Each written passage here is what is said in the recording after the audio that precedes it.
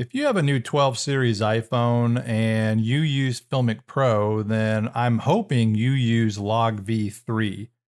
In my last podcast episode, I talked about how really impressed I was with the results of using that combination, the 12 Pro Max, FiLMiC Pro, and LogV3, and how it inspired me to, maybe make a movie, a micro-budget movie. Well, today I continue that conversation, but not with myself. No commentary, no rant. I'm actually talking to Chris Cohen from FiLMiC Pro, the main guy behind FiLMiC Pro LogV3. Now, he has engineers and other people that work with him, of course, and he doesn't like to take the credit, but he is the main architect as I understand it. And so in our conversation, I drill down really deep into LogV3. We get very technical. This episode is chock full of words you won't understand.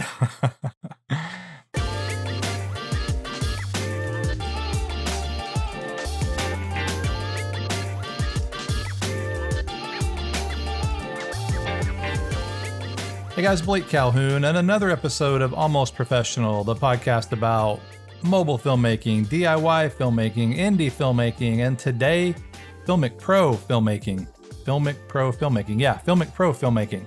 Talking to Chris Cohen, a deep dive into LogV3 and everything else FiLMiC Pro. And so you don't want to miss this. But before I get into the episode, I just want to remind you that I have a new course out. It's not my FiLMiC Pro course, actually. It's the one I have on smartphone audio production. The complete guide to smartphone audio production. I do go into using FiLMiC Pro in the course. I go over a lot of different apps you can use to record not only good sound with video, but also good sound for podcasting like we're doing right now, and or voiceovers, etc. And so definitely check that out. I'll put a link in the show notes, and it's on my website at iphonographers.tv. I mentioned that in my last podcast, I talked about micro-budget filmmaking using FiLMiC Pro. And so some of the topics I discussed then kind of overlap completely by coincidence in this episode. But it's because I was talking about using FiLMiC Pro. But today, we get the information from the guys at FiLMiC Pro instead of my speculation. And so without further ado, let's get into our conversation with Chris. Chris, how are you? Thanks for joining me on the show again. I'm great. Thanks for having me.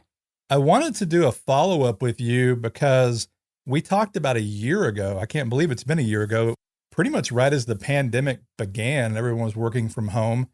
And I don't remember if LogV2 had just come out then or not, but our conversation was about FiLMiC Pro in general, but I wanted to really drill down on Log, and that's what I want to do again this time. And what is today? It's March 2021. And you guys have released LogV3. And I want to really pick your brain about LogV3 and then some other FiLMiC Pro stuff. Are you excited? Oh man, I can barely contain myself. And last year we had released V2 was already on the market last year. I think it had been on the market for about 6 months or something like that. We had V3 was under development. We didn't have access to any cell phones that could record 10-bit at the time, so we were just working off white sheet. But the hardware eventually arose to our expectations, and V3 became a thing. Yeah, well, let me first ask.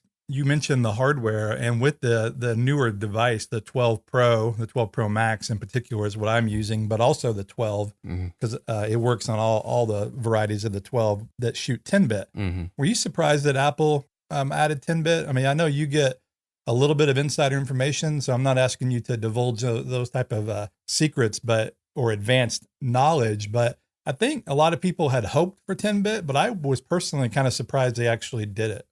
Yeah. Well, I mean, Apple has no obligation to tell me what they're doing. I mean, they give me their ear. I can nag people at Apple AV.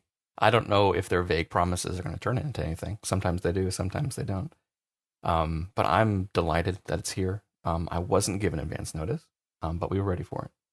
So for those listening that don't know what we're even talking about, and they probably aren't listening if that's the case, but I do want to give just a general layman's term overview. When we're talking about log video, what are we talking about? And in particular on a phone? Yeah, log stands for logarithmic. It doesn't mean low contrast. It doesn't mean milky white or, unsharp footage. A lot of people have these associations that they attach to log video. Log means logarithmic, and the logarithm is a mathematical term. In this case, we're talking about the gamma response of the video. What that's going to do is it's going to raise everything in the shadows and the lower midtones to the midtones and the upper midtones. And the reason why we do this is it gives GOP encoders, group of picture encoders, the ability to encode all of that information protectively so that you actually get it on the other side. We don't have the luxury of recording RAW on mobile. And to be perfectly honest, you probably wouldn't want to shoot RAW.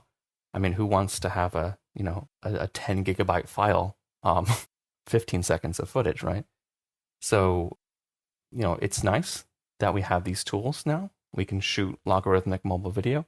And in post-production, we take that logarithmic video, which looks low contrast and somewhat noisy in the shadows on occasion, and then we can apply a transform to it and make it look perceptually natural again, or look like Rec. 709 footage again.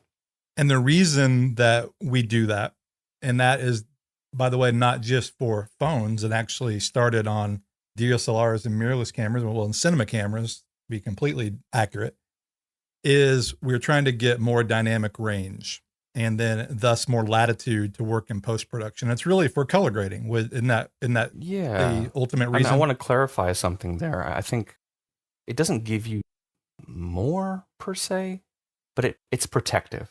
There is a fair amount of dynamic range there that these group of picture encoders just throw away because it's in the root sector of the RGB cube. Like, it's in an area of the shadows where you're just not going to notice it anyway.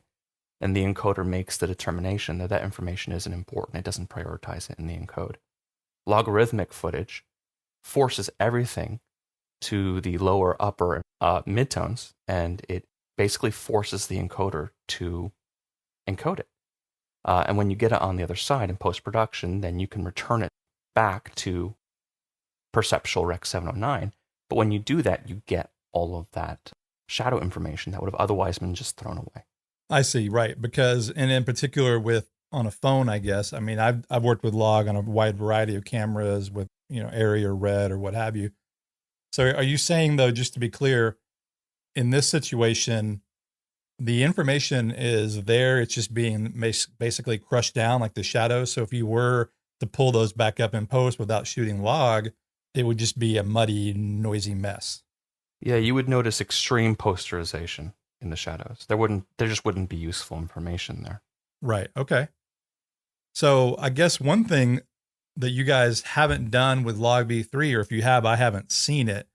With LogV2, Elliot's your product manager, he got some charts shot and we're showing how you could get, quote unquote, various additional stops of dynamic range. I think the phone is normally 7 or 8, and you were creeping up towards 10 or 11, something like that. Yes. Have you guys done that with LogV3? We have, yeah.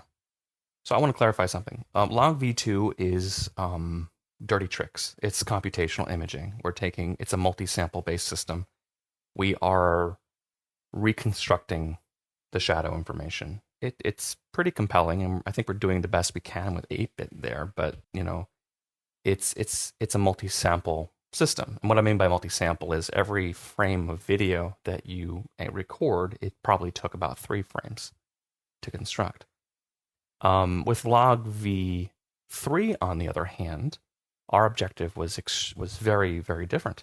There is a lot of capability with 10-bit video to express dynamic range. And we went into that with the assumption that it would be there. So there actually isn't any kind of trickery going on. The curve itself is a true logarithmic curve, but we're not actually doing a multi-sample composite pipeline to make the frame. And it turns out the dynamic range is exactly the same as LogV2 is, but we're not using a multi-sample methodology. This is essentially what the raw pixel buffer actually looked like. And that's good because that eliminates motion artifacts and other kinds of things, and you resolve higher detail. What is the biggest difference between LogV2 and LogV3 besides LogV2 is 8-bit, we know that, and LogV3 is 10-bit? Well, there's two big differences between LogV2 and LogV3. Whereas LogV2 is able to reconstruct information in the shadows, it is the chroma information or the color information is still poor because we're dealing with an 8-bit source, and there's just nothing that we can do about that. So the color information is just going to be, well, not great. Also, the luminance information we're able to get out of that is fine, but the gradient expression in the shadows isn't. So we're seeing sudden stops of luminance in the shadows. So that's one area where LogV3 just blows LogV2 out of the water. It's the amount of high frequency detail in the shadows, both color and luminance information. But the other thing I think, which more people probably care about, is what we call gradient expression in the highlights, in particular in the sky. 8-bit video is notorious for rendering gradients with a kind of striping under some circumstances. And LogV3 is extremely resilient to that. It just has more ability to render smooth linear gradients than 8-bit video does. That's not necessarily the doing of LogV3. Obviously, when we built LogV3, we didn't want to mess that up. But that actually has more to do with the native bit depth of the footage than anything. Okay, so it's the banding in the sky. I did a video where I demonstrated the 8-bit versus 10-bit, and it was noticeably different. The 10-bit was, I mean, it's an obvious thing to say, but it's nice when you actually see it side by side, showing it versus just talking about it. Yeah, absolutely. The challenge that we had with sky rendering was we didn't want to blow the highlights, which is common in some logarithmic configuration. So we do compress the highlights very slightly, and we're always tweaking our gamma profiles slightly to optimize it. So over time, you'll probably see LogV3 change its white point very, very slightly. It shouldn't really change your workflow in post, but we continue to optimize that. But yeah, we're very pleased where that landed. So gradient expression is really nice in the skies. Highlight retention is good. And roll-off. People really care about roll-off. And when I say roll-off, I mean the transition from upper mid-tones to whites. In a lot of digital camera systems, it's just a very sudden transition. It doesn't look natural. We put a lot of effort into making sure the roll-off looked authentic and natural. Yeah, and I mean, that's the number one reason that people have gravitated to, and by the way, let me just make a quick thing here. I'm not comparing this camera to an Arri Alexa or any kind of Arri camera, but that is one of the reasons that people gravitated to that system over Red and other ones because of the roll-off. Even for the longest time when Arri didn't have 4K, when it was a 2K camera, they would choose that because, even the HD version, the Alexa Classic looks amazing. It does. And it's just got that awesome roll-off that is so much more filmic, for lack of a better word. No, I think that's exactly the right word. I know several DPs that they refuse to shoot anything but Alexa for the longest time. Resolution didn't matter to them. Resolution doesn't matter anyway, especially with super resolution becoming more and more common in post-production. Right. The most important thing is dynamic range, in my opinion. No, I agree with you. Dynamic range and roll-off are big. Again, the main thing for people that are listening to this, when I am talking about using log, it's really the main reason you would use log, is when you're trying to make more cinematic images. And for me, that normally means narrative fiction work or documentary, but anything that's more narrative. If you're shooting a news story, or if you're shooting even a YouTube blog or something, you're not necessarily worried about this stuff. You're just trying to get not to say you're not worried about nice looking images, but you're not worried about these fine details that can, again, they're not searching for the film look, and I've been searching for the film look since we started shooting on mini DV, 20 years ago. Yeah, I agree. What an elusive thing the film look is, right? You can ask several people what they think it is, and they're going to give you different answers. And they're all right, really. The film look has, today, I think, become not the mobile phone look. So I think we have to start backwards from there. What does mobile cell phone footage look like? It usually looks kind of diffusive, right? Somebody smudged their finger on the lens. People who ask me, what can I do to make my smartphone footage look better? Just use a microfiber cloth and clean that nasty lens. Yeah. Step number one. No, that's a good point. That's a really good point. But two, like you expect with mobile phone footage, you expect clipping. You expect kind of strange compression in the skin, magenta tones and things like that. Mm-hmm. You expect cartoonish saturation, which is something that we tried to get away from with LogV2 and LogV3. So for me, I think something that looks natural, organic, convincing fall off, not clipping, the optical artifacts are in well regulation. You start dialing in close to what people might think of as the film look. There are other things too, 180-degree shutter angle for movement and things like that. Camera movements, framing, it's all part of the same package. Sure. No, and I would argue 24p and all those things, they all add up to make a filmic look, a cinematic look. Well, let me ask you this. And there's some confusion about this, so I want you to help clarify. Oh, okay. Because Apple's big rollout with the 12 Pro and the 12 Pro Max. Yes. They introduced Dolby Vision 10-bit HDR. Yes. And then a few months later, or a month later, you guys introduced it into FiLMiC Pro, which is great. And now you have 10-bit LogV3 that is SDR. Correct.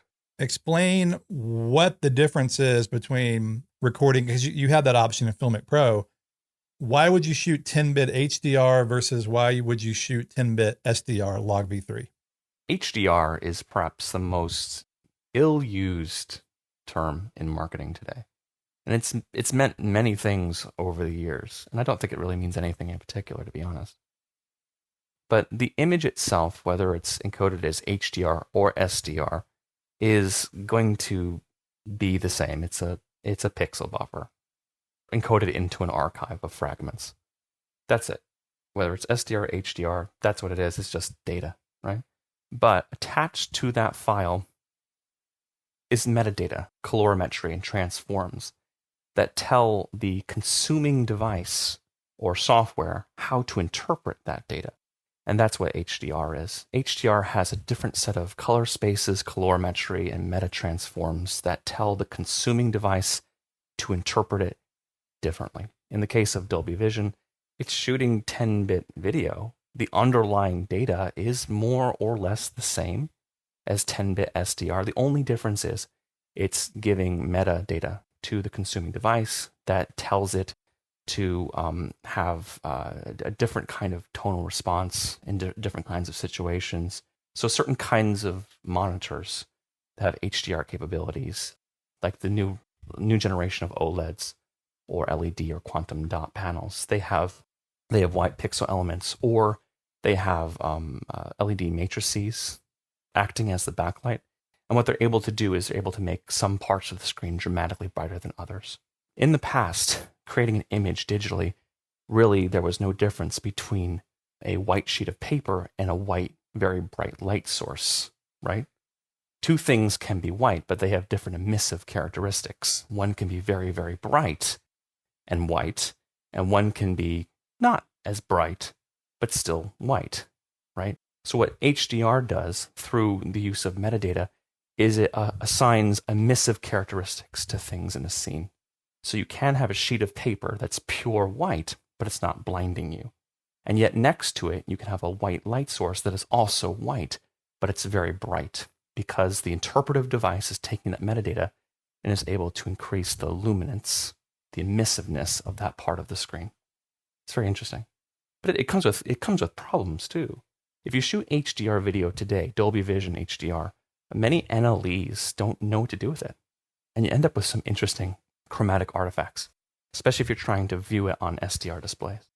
Yeah, I've encountered that quite a bit because I use Adobe Premiere Pro, and it's one of the only, they're getting better. I think the last couple updates, they are now, for a while, they wouldn't even display HDR properly inside the app. You had to only go out to an external monitor. Right. And FiLMiC Pro LogV3 has had a few little bumps in there too, but Resolve and Final Cut Pro seem to play it pretty okay.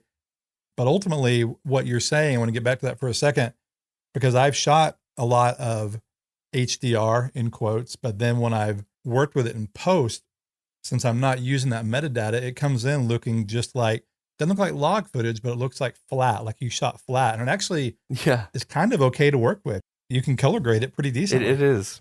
And the reason why that is because it is log, kind of. It's called HLG BT 2020. Right. Okay. Sure. So without the metadata, when you take Dolby Vision, you strip out the metadata that tells the interpreting device how to display the image. It is hybrid log gamma. It's a kind of log profile. And that's why when you do strip the metadata from Dolby Vision, you do end up with something that is workable. You just have to have an NLE that knows how to interpret it. Right. And so in FiLMiC Pro, now I pretty much always shoot LogV3. Occasionally I'll shoot natural. There is an HLG, which used to be flat, I believe, if I'm remembering properly.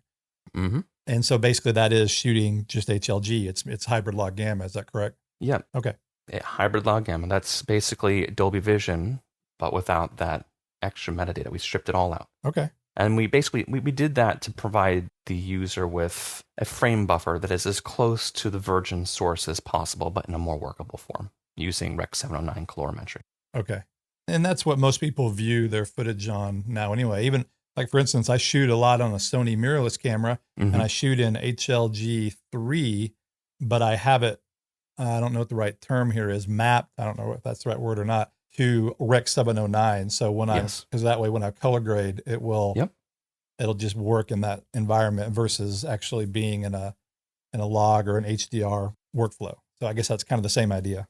No, it is the same idea. I think a lot of folks ask us why we encode like LogV3, LogV2, our HLG format, our flat format we map it as Rec. 709. It's not, we'd have no need to use anything else. The gamma response itself is actually baked into the image. We do that for convenience. We do that so that those files will be universally portable. So you can download them off of your phone and use them in Resolve, use them in Nuke. You can edit them in LumaFusion if you want to. They're going to be very broadly portable. Yeah, no, that's good. And that's what I've learned over time working with these variety of different cameras. I just want to make sure I'm clear on one thing. So with LogV3, is there no computational imaging going on in that at all? There is. We use Cubiform to kind of do the dynamic gamma remapping. So you're familiar with a lookup table, of course, right? A static lookup table. Mm-hmm. Well, it's conceptually very similar to that, except we're using a much larger model, and it's dynamic. It's basically a volumetric lookup table, but it's like shifting and moving in real time to accommodate for environmental changes.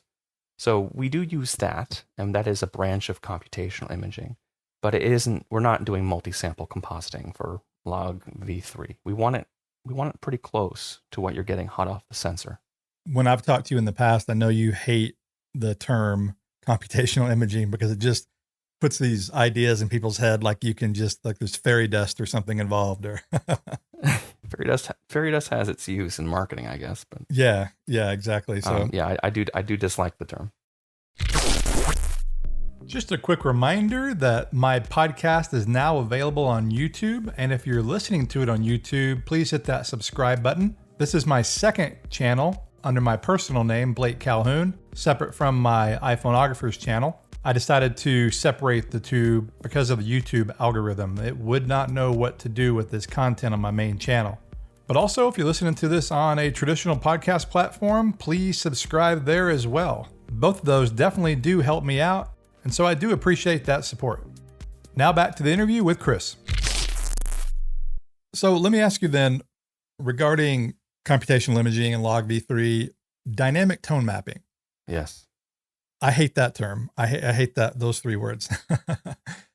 That right now is really the only, maybe the last thing for me anyway, from using my phone in more consistent ways in professional shooting scenarios. Yes. And well, before I get to that part, can you also tell us what dynamic tone mapping is? Because I think people know what it is by when they're shooting, but they may not know what the actual what's going on. Sure. I think every time I've tried to explain this, I use terrible metaphors, and I end up confusing myself even in the process. Dynamic tone mapping is essentially real-time image optimization, but it's a very specific kind of image optimization. It's optimizing the tonal response or the luminance of the information in the image. So let's take the example of a photo app just to keep it simple. Now, if it was a linear sensor, you would basically be just, when you took a photo, you would just be writing what the sensor saw, and you wouldn't like it because that would have an almost linear kind of response. So there has to be some kind of tonal manipulation to make the image that comes off your CMOS sensor look decent. And most of that manipulation is in the form of modifying the gamma. Now, most digital cameras, this gamma transform is static, right? It doesn't change from scene to scene. That is not the case with most mobile phones. They employ a system called dynamic tone mapping, where the gamma is changing dozens of times a second. As you move the camera around in a room or outside, you're going to notice that it's going to start opportunistically lifting shadows and compressing highlights. It's like a little colorist built into your cell phone who's trying to madly optimize the image in real time before you take the shot. And this is how it works for photos on mobile, and this is also how it works for video as well. Now, when people hear that, they say, "Oh, great!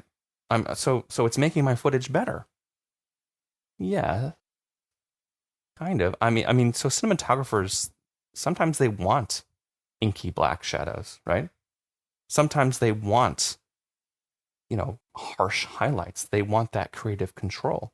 And what dynamic tone mapping does is it deprives you of that. You don't have complete control over the image. It also makes shot matching really challenging. Most people that we work with use FiLMiC Pro as a B cam, actually. It's great for wide and establishing shots, but it can sometimes be challenging to intercut because that tone mapping is trying to fix the image. So it's a problem on several fronts. I don't think that we have a great solution to offer. We've done some internal work to try and mitigate it, but the cost of optimizing the optimizer has always been an unviable path forward. Everything you just said is true, obviously, and it is my experience, but even what you just said doesn't sound horrible. But what is horrible, and this is the thing that kills me, is that it does that while you're actually shooting, even when everything is locked, and especially if you're moving the camera, or if you have a subject or an object you pan across, or someone with a high contrast comes across the frame, it looks like you are writing auto exposure, and that obviously looks very unprofessional. It does, and with artificial light sources, you can sometimes get throbbing. If there's a passing shadow overhead from a cloud or from a low-flying aircraft, that can wreak havoc on the tone mapping system. I've seen all kinds of crazy stuff. And you're right. When you hit the lock on the exposure, you expect the exposure to be locked. But what you're going to actually see is you're going to see this tone mapping system, which is, to the eye, going to look like somebody's just continually riding the exposure dial. Yeah, and the thing is, though, it works well if you're not in one of those scenarios I just described, lower light or higher contrast, or something is moving across the frame. If you're locked down, it's fine. It's totally fine. And it actually works well. But it would be so nice to be able to turn that off. And I know when I first did my review of LogV3, you had mentioned that you guys had worked some sort of magic, sorry, just going to throw that out there, to help minimize it. And I do think it's minimized. I really do, especially even in medium light or in bright light, because even using the native iPhone app, even in perfectly bright light, you get that stuff, especially if you're shooting skies, you get that constant fluttering. Yeah. And FiLMiC Pro doesn't do that. I mainly see it when I'm in lower light and higher contrast, but usually when I say higher contrast, I mean higher contrast with black objects crossing the frame or lower light. Yeah, it's nightmarish. We have taken some steps to minimize it. There are, in the case of iOS, there are some API hooks that we can grab onto that reduces its efficacy very slightly. For instance, we can switch from local tile-based tone mapping to global scene-based tone mapping. Tone mapping is still happening, but it's not quite as aggressive. So we can do that. We can't turn it off yet. I'm hoping that changes in the future, but that's where we're at. On Android, it's a device by device kind of situation. Some devices allow you to turn it off completely. Some devices don't have it at all, and some devices just lock you in. Yeah, that is interesting because I know that on some Androids you can also turn off sharpening, which if you could lose sharpening and tone mapping, that would be awesome. I would love that. Yeah. And we can lose sharpening if we do like an image reconstruction thing, but that requires a lot of GPU overhead, and we don't quite have that yet. And to be honest with you, I don't really want to build an image reconstruction system if, at some point they're just going to give us the ability to turn off sharpening anyway. So I just did a shoot last week, or actually a week and a half ago now, and I shot the same scene with one light and tried to make it 3 different looks. And I used LogV3 and I shot all the scenes. In particular, 2 of them were low light. One of them was very low light, and everything performed exceedingly well. Actually, surprisingly well. I hate to even say that, better than I thought it would. And the noise level was minimal, and I didn't even denoise the footage. I'm super pleased with the way that turned out. And I'm not just saying that because I'm happy with the way the creative side that we did with the lighting, but just technically speaking, it's some of the best iPhone footage I've ever shot. And I mean that, again, from a technical point of view. And it really made me think that I could use the phone in more of my narrative scenarios, because now also you're able to get a little more shallow depth of field. And what I'm getting at here is, and this is kind of a question, does that have to do more with the combination of the 12 Pro Max and the larger sensor with LogV3, or is that more of the hardware? Is that more of the phone? Yeah, there's a few different things happening at once. Like with anything, it's not one thing, it's the combination of several variables. One, the higher bit depth, when you do that digital gain boost, it's not going to be as noisy as 8-bit footage is going to be. It's still going to be noisy. You're still going to see it, but it's not going to be as bad. The other thing, too, is Apple has been, and you shot with what device again? It was a 12 Pro Max. 12 Pro Max, all right. So Apple has been working on their own version of video temporal noise reduction for years now. Since the iPhone 4S, I think I could be wrong about that. But their noise reduction has been getting better and better. And it's scaled beautifully to 10-bit. So I don't have any qualms there. Their noise reduction is pretty great. So that's in play as well. The larger sensor, obviously a larger photo site is a larger photo site. That's going to give you a more favorable signal to noise ratio. You're seeing that too.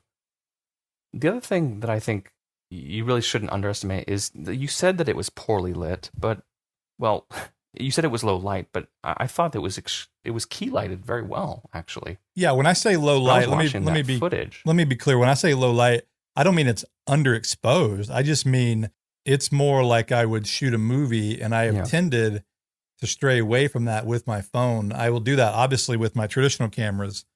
And so when I say low light, I mean it was shot low key for sure. Yeah. Versus a high key look. And for instance, I don't remember the exact numbers, but if I let it auto expose, it wanted the ISO up around, I don't know, 600 or 800 or something. And so I dialed that back down under 100, and it all looked great. And the highlights didn't clip. We had a light right over the actress's head, and it looked like I would shoot almost with any camera. Yeah. I mean, I know that sounds funny to say that it sounds funny for 2 ways. Number one, it sounds funny because I'm saying it like it shouldn't. And then it also is funny because I'm saying it like it is. It's like some people would be like, what? You can't do that with an iPhone. I mean, it really surprised me. It really did. It opened my eyes in a very good way. And hey, and I'm one of the biggest proponents of shooting on iPhones that there probably is around. I'm talking about for narrative stuff and pushing them, It's only going to get better. That's the other thing too. Yeah. That's one thing I do remind people too, that wherever we're at now, it's a starting point for where we're going. And we've covered some amazing ground in the past 10 years, technically, with mobile video. But we have another 10 years where things are going to transform even further. And we're going to see things. I think, resolution can only scale up so much. We'll probably see a transition to 6K or 8K sensors over the next 3 or 4 years, but that's not going to be the whole story. The really interesting thing about mobile video is it's a fiercely competitive space with devices that are being manufactured on a mind-boggling scale. That's a recipe for technology to develop extremely quickly. We're seeing that, and there's some interesting things in the wings. I think we're gonna the next couple of years are going to be very interesting. And it's not just going to be scaling of sensor sizes. That only gets you so far. There's going to be some transformative technologies on mobile. I really like the dead ends that mobile constantly runs into. It forces the whole industry to pivot. What I mean by that is, just over the last 2 years, I guess the race was to throw as many camera modules on your phone as possible, and then use, composite technology to kind of stitch them together or kind of interleave between one field of view to the other. Well, it turns out consumers didn't really care about that sort of thing. But what that did do is it forced lens module manufacturers to scale up their operations and start competing with each other on an even larger scale. The people who benefit is obviously the consumer from that. Even with technological dead ends, we have a net benefit from this. It's pretty cool. The thing that we're experiencing right now with mobile imaging, we're seeing a rapid maturation of depth map technology. Yeah. Real-time mesh extrusion, point clouds, and really we're in the earliest days of that. And I think we're going to see some very interesting developments when it comes to the role that a depth map can play in mobile video. To me, what excites me about mobile isn't necessarily how it can emulate a camera system, a traditional camera system, but how it can exceed it. The things it can do that those other camera systems can't. Like, I don't think that Arri is going to ever sell a camera that has 4 camera lenses bolted to it at once. I don't think they're ever going to sell a camera that has a extremely high quality time of flight sensor array on the camera. But we're going to see these technologies on mobile, and they are going to change how we record images. Yeah, and then not to mention, you can carry it in the palm of your hand, and you can get shots you can't get. And so you mentioned earlier using phones as a B camera. That's what I do all the time as well. I mean, I do a lot of A camera stuff, which I think more and more people will be doing. And I mean, when I say that, I mean on the professional side, not the hobbyists or the vacationers that are already doing that. I just think it's really exciting. And you mentioned depth map. Will that play in with LiDAR and the rumors of the iPhone 13 implementing portrait video? I can't speak to fake bokeh, so to speak. Yeah, fake bokeh. I can talk about that broadly. So I think depth of field simulation obviously is the next battleground for depth of field simulation is going to be video for sure. And we're already seeing early signs that that's where it's going to be. There's some problems though. One is frame persistence, motion continuity. With depth of field simulation for stills, it's not a big deal if you move around and there's these motion artifacts. It's a huge deal for video. It looks kind of ridiculous when the bokeh behind you can't keep up with where your head is as it moves. That's absurd. And that has to do with the fact that the LiDAR sensors or the depth maps are using very, very low resolution depth maps to create these effects. But that's changing. The technology is scaling extremely rapidly. And as these LiDAR sensors are able to project more points, create, richer, more dense depth maps, there's going to be less and less of a need to actually repair the depth maps or like augment them with segmentation mats. So I think we're probably, if I had to guess, maybe 1 or 2 hardware generations away from very compelling depth of field simulation in video that solves those technical problems. Yeah, I used a competitor's app. I won't name them since I'm talking to a FiLMiC Pro person, but they it works surprisingly well on the 12 Pro Max using LiDAR. It'll work on previous phones, and it was limited though to 1080. Mm-hmm. But I was actually, I was blown away. Even panning and tilting, it worked well. And this is a third-party software developer doing it, not Apple. So imagine when they dig down. You know what I'm saying? I mean, my point is yeah, it's already getting to where it's not bad. Now, let me ask you this. One of the number one questions I get on YouTube regarding log, and this ties in to these other functions of the camera, is when will it be able to work with 4K 60? And so I know and what I mean by that is, imagine if we have the portrait video and adding portrait video with log, will that be too processor intense? Is that one of the reasons we can't do 4K 60? Is it a heat issue? I can't remember. I think we've talked about that in the past. Yes. Well, believe me, Believe me, it'll drop frames or something. yeah, I would definitely make that available if we could. Every time that feature goes through our quality control process, we find some problems. We do find occasional dropped frames. I think there are some other third-party apps that do have 60 frames per second HDR 10-bit. If I'm remembering this correctly, I think there are. Yeah. But we don't do it because we find that the occasional dropped frame is outside of the tolerance of the kind of customer that we're trying to target. They require no dropped frames, 0. And we're not quite there yet. Close, but not quite there. We are working with Apple and other Android manufacturers who do offer this capability as well to make those encode paths more robust than they are today. And I can't tell you when 60 frames per second long is going to come online, but it won't be too long. But so it is a combination then of hardware, but just meeting your software quality control or expectations. That's just to be clear? Yeah, we could ship it tomorrow, and I think most people would be happy with it, but we wouldn't be happy with it. Yeah, I mean, no, that makes sense. I mean, because I could just imagine being on your end, you send that out, and then someone's shooting a very important whatever it is, and then drop frames happen, and then you're the one that's at fault. That's exactly how it goes. And I don't want to be in that situation. I don't want to put our customers in that situation. And I think that's one of the reasons why people use FiLMiC is they feel that FiLMiC it's a mature application. They get pretty good technical support, and it's reliable. It's a known quantity. We don't want to mess that up. We don't want to launch an update out into the world that introduces instability. And the thing is, we can't control when people update their phones. I mean, we've had people update their versions of FiLMiC Pro in the middle of a very high priority shoot, and it kind of derails everything. Yeah, we certainly don't want that. And then you're dealing with all the different models of phones, and then I don't even want to get into the Android side. That's why it's just got to be so tricky. Just all the different conflicting devices. I mean, that's just got to be insane. It is challenging, but our Android team definitely rises to the challenge. There's another wrinkle there. As phones get older, obviously their batteries degrade.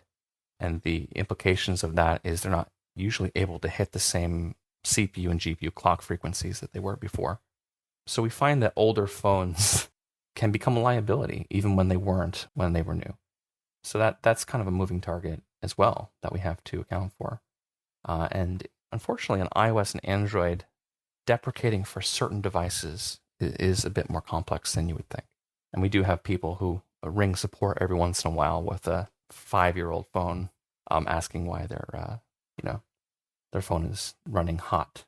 Well, that's the one good thing about LogV3 right now is that it only runs on the latest devices, and so and I know a lot of people don't like that, but I think it's good from a technology point of view because that means you're working with the latest greatest tech, so to speak.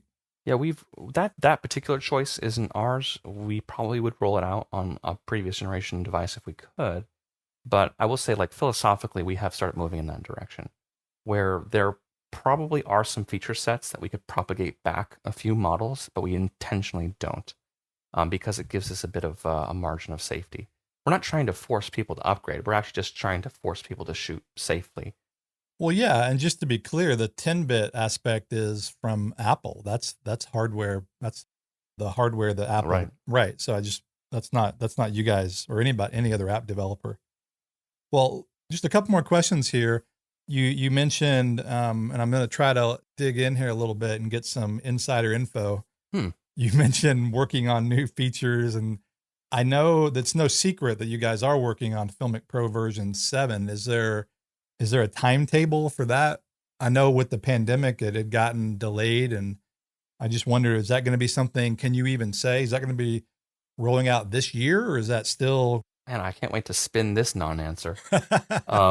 So yes, the pandemic did affect things. Obviously, we had to reassess our organization and streamline a few things. We basically closed our office. All our lab work was done off-site. It was very complicated, and it did slow us down at first. One of the good things that came out of that is it forced us to slow down a bit, which we don't have the luxury of doing very often in this business.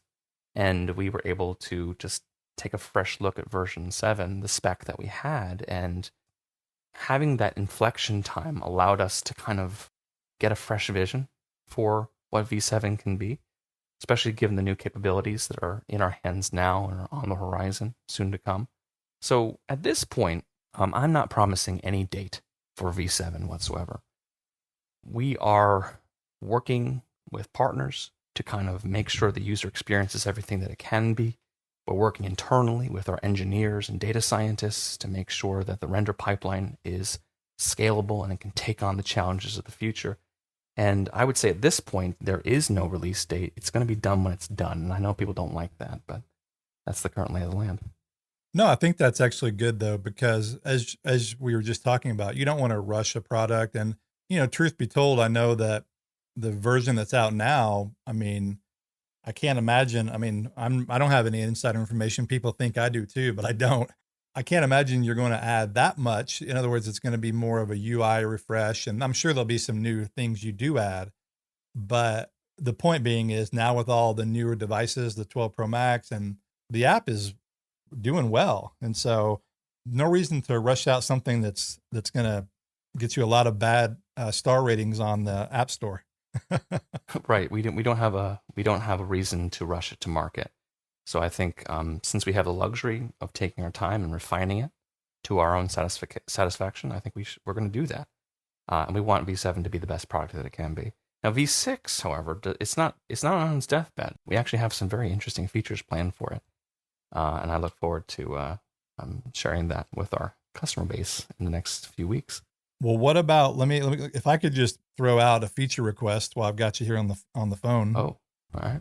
There is one thing on this last shoot I did, because one thing that I really like about LogV3 is that it acts more like a log that I'm used to, meaning shooting Sony S-Log2 or traditional. It looks more like a traditional log because it is more milky. It is lower contrast. It is interesting though, for me anyway. It often looks much brighter than when I put the LUT on it. It brings it down much. What's the right word there? It transforms it much more than it used to, which I like. But here's where I'm going with this. When I'm shooting, it would be great if you guys would implement a way to do a preview on the screen. Not necessarily having a LUT in there, but just like a gamma assist, so you could see what it looks like with a Rec 709 grade on there. Because I know I can go out to a monitor and do that. But on this particular shoot, I didn't have an external monitor. We were just a 2-man shoot. So something like that would be cool. And maybe you guys have talked about that, but if I could throw that out. We have. Actually, we have internal builds that do that. If somebody approaches us and they're doing a high profile shoot and they have very specific and, dare I say, weird requirements, we'll sometimes kick out custom builds for them. And one of the builds that we've kicked out over the past 6 months was one where we normalize the footage in preview, but record logarithmic. I wasn't exactly aware that there was a lot of demand for that, but if you think preview normalization would be useful to our users, I can certainly bring that back to our team. Well, it would be for me anyway. I think it would be very cool. People that are doing narrative stuff in particular, I think would like that. People that come from shooting log on traditional cameras would like that. I do realize though, and again, I encounter this on my YouTube channel, and this is great actually.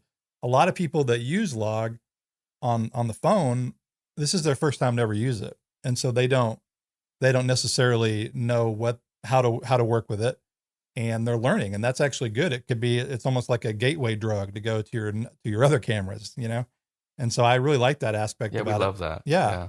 I mean, I think I probably said this last time, but we think of our app as the Super 8 camera of its generation. I mean, it's basically a starting point for a whole generation of filmmakers. It's phenomenal. No, I agree with that completely. And then for guys like me, and I think there's a decent amount of people out there that are professionals that use mobile for side projects, or like I do, they bring them in and work together on them. In other words, like a B camera or a second unit camera, or maybe a behind the scenes camera. There's just so many cool ways to use it. But since you guys, that's one thing I've always loved about FiLMiC Pro compared to other apps, is because you guys are filmmakers, or you come from a filmmaking background, you're not just app developers. Mm-hmm. You guys actually bring the different perspectives that filmmakers want in a product. Do you know what I mean? I've always really thought that was cool. Well, I happen to agree with you. But no, I'm being serious about that. I'm not just trying to suck up here. I really, the interactions I've had with you guys over the last several years, that's one thing that I really, really like. And, you're adding things to a mobile device that you wouldn't, like HDMI out to be able to monitor video and sending audio over HDMI, all those kind of things that I know, isn't that cool? They're second nature to a lot of cameras, traditional cameras, but to a phone, that was pretty remarkable for me. And yeah, it was quite the engineering effort for sure. Yeah. So I was thinking we have a lot of feature requests that come in. It just tickles me. Like people ask us, "Oh, hey, can you just throw in HDMI out?" Like it's a button that we have to flip in the app. I mean, these things come at extremely high costs. And in the case of HDMI out, we had no idea. We had no idea that there would be any return on investment at all. And we just undertook that feature because really, I'd say a handful of people asked us to. And I know that makes zero business sense, and I probably suck at the business, but that's just who we are. We care about our users. Even if there's not tens of thousands of them beating down our door for a specific feature, if it makes sense and it speaks to us, because at FiLMMAKIng, we are artists and filmmakers ourselves. So if a feature speaks to us and we get it, we're going to make it, ROI or not. Well, last question here, and this is something I think we touched on last time, but that was a year ago and things have changed. And it's kind of talking about what the HDMI out and peripherals or ports on the phone. And again, I know you can't say whether you know or not, but the rumor has been they're going to get rid of the Lightning port on the iPhone. And so if they do, or if they go USB-C, would that allow us to have a quality enough stream coming out of the phone to where we could capture into a Ninja, say? Or the other thing that has come along recently is MagSafe. I've heard some people talk about if they lose the Lightning port, we might be able to use MagSafe not only to power the device, but to connect audio through it somehow, and maybe even video. I don't know enough about that technology, but what are your thoughts in that realm? Sure. I mean, due to our special relationship with Apple, I can't speak to particulars regarding their hardware roadmap, but I will say that there's some hindrances, some roadblocks to doing what you just described, and it has to do with bandwidth. People lament the loss of Lightning as if it was ever a really good thing. It's a low bandwidth port. It doesn't give us what we need in terms of throughput. Now, a high-speed wireless connection can bypass that completely. So if we have a future where there is no port on the iPhone, which, who knows, it could happen, we wouldn't be disturbed by that. We would adapt to it, and there would be workarounds and there'd be solutions. If all we had was a USB-C port, that is not a downgrade by any stretch of the imagination. That is a USB 3.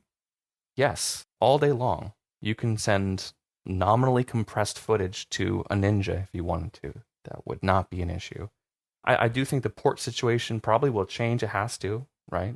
Yeah. These things don't stay static forever. Let me just say real quickly I'm not necessarily lamenting the demise of the Lightning port, because like you say, you can only get 1080 out of it, and you can't even do 60. I think you can only do 30 frames per second. What I think a lot of people like me is we have all the microphones and such that connect via Lightning. And so I don't know how that would work. Again, I don't know whether there would be a MagSafe, or because that complicates that quite a bit. It does, yeah. There is going to be some. Yeah, sorry. What really got me thinking there's was going to be some compatibility issues. Go ahead. Yeah, sorry, we're talking to each other. Yeah. The announcement of the new iPad that's coming potentially. I mean, this is a rumor, but the new iPad Pro is going to have Thunderbolt. I'm like, that's what? Yeah, that was announced. Now, it wasn't announced by Apple, but it was announced by a rumor site that the new iPad is going to have Thunderbolt built in. And I started thinking, would that allow us to truly edit off of an SSD instead of just read it, like with USB-C? I don't know. And so if they're going that direction, potentially, I just wondered if they would keep a pro version of the phone around.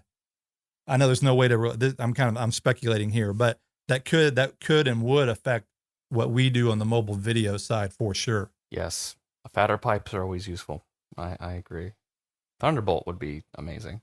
And we would definitely aspire to utilize that if possible. I mean, that's great. I don't see the downside of that. Though I think what you touched on earlier, the peripheral situation, yeah, there's going to be some burnt bridges along the way, especially if most of the consumer phones dump Lightning. As Apple goes, so does the rest of the industry, right? So if Apple dumps their physical ports on their entry-level phones, what do you think the Android OEMs are going to do? Same thing. Yeah. So, yeah, things will change. I think low latency Bluetooth audio has gotten a lot better over the past 5 years. And maybe it's time to shine.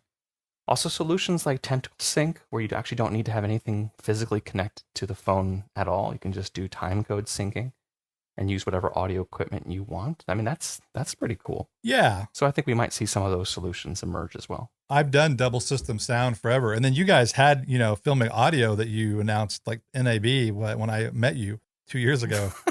And I guess that's still sitting on a shelf somewhere, but we won't talk about that. No, we won't.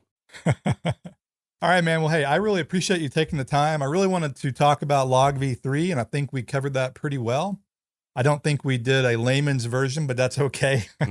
People that care about this stuff are into the tech of these devices. And the biggest point for me is beyond the tech. To be able to do a shoot like I did last week with one light, and I am objectively saying that is the best looking, most cinematic iPhone footage I've ever shot. And it really inspired me, and it got me excited to think that I could do an indie feature or on my phone. Not that you couldn't. We know people that have. Yeah. But I have been reluctant because of all the different, issues we've discussed in this podcast. Mm-hmm. But with that and the low noise, I just got really excited. I really did. And so, and it's all going to get better. It's just going to continue to get better. It will. And I will say, I mean, I don't mean to massage your ego. I know it's big enough, but that footage was phenomenal.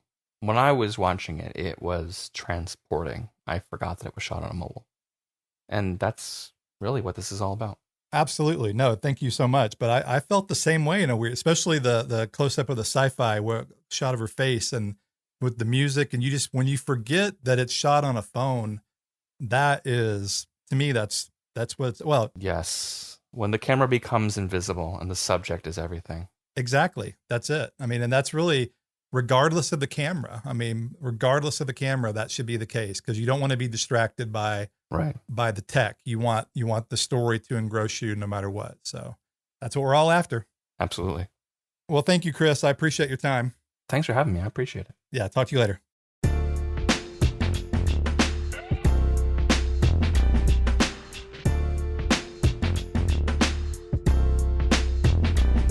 All right, guys. Well, I hope you didn't have to pull out the dictionary too often during that interview, but Chris has a good way with words from an engineering perspective. A lot of it I don't completely understand. I'm talking about the how things get there. I understand once they're implemented.